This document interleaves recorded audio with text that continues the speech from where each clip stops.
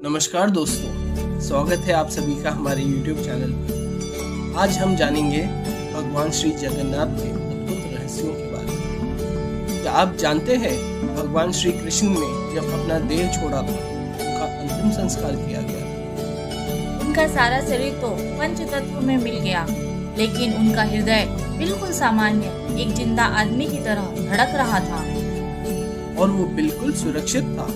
उनका हृदय आज तक सुरक्षित है, जो भगवान श्री जगन्नाथ काठ की मूर्ति के अंदर रहता है और उसी तरह धड़कता है। ये बात बहुत कम लोगों को पता है। महाप्रभु जगन्नाथ श्री कृष्ण को कलयुग का भगवान भी कहते हैं। पूरी उड़ीसा में जगन्नाथ स्वामी अपनी बहन सुभद्रा और भाई बलराम के साथ निवास करते हैं। मगर रहस्य ऐसा है कि आज तक कोई न जान पाया महाप्रभु का महारहस्य।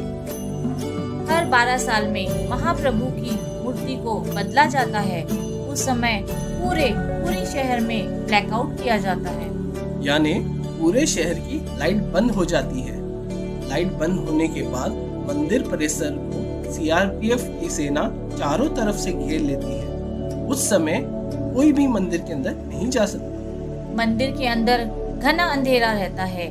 पुजारी की आंखों में पट्टी बंदी होती है। पुजारी के हाथ में दस्ताने होते हैं। वो पुरानी मूर्ति से ब्रह्म पदार्थ निकालते हैं और नई मूर्ति में उसे डाल देते हैं। ये ब्रह्म पदार्थ क्या है? हजारों साल से ये एक मूर्ति से दूसरी मूर्ति में ट्रांसफर किया जा रहा है। ये एक अलौकिक पदार्थ है, जिसको छूने मात्र से इंसान के जिस्म के चित्रे उड़ जाएंगे। इस ब्रह्म पदार्थ का संबंध भगवान श्री कृष्ण से है, मगर ये क्या है कोई नहीं जानता। ये पूरी प्रक्रिया हर 12 साल में एक बार होती है। उस समय सुरक्षा बहुत ज्यादा होती है, मगर आज तक कोई भी पुजारी ये नहीं बता पाया कि महाप्रभु जगन्नाथ की मूर्ति में आखिर ऐसा क्या है।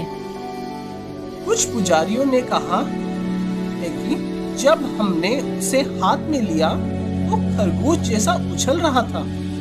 आंखों में पट्टी थी, हाथों में दस्ताने थे, तो हम सिर्फ महसूस कर पाए।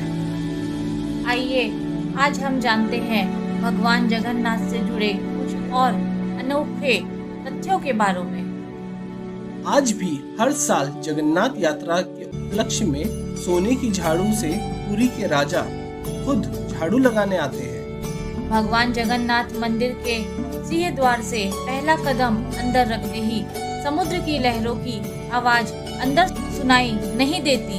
जबकि आश्चर्य में डाल देने वाली बात यह है कि आप जैसे ही मंदिर से एक कदम बाहर रखेंगे, वैसे ही समुद्र की आवाज सुनाई देगी। आपने ज्यादातर मंदिरों के शिखर पर पक्षी बैठे उड़ते देखे होंगे, लेकिन जगन्नाथ मंदिर के ऊपर से कोई पक्षी नहीं गुजरता।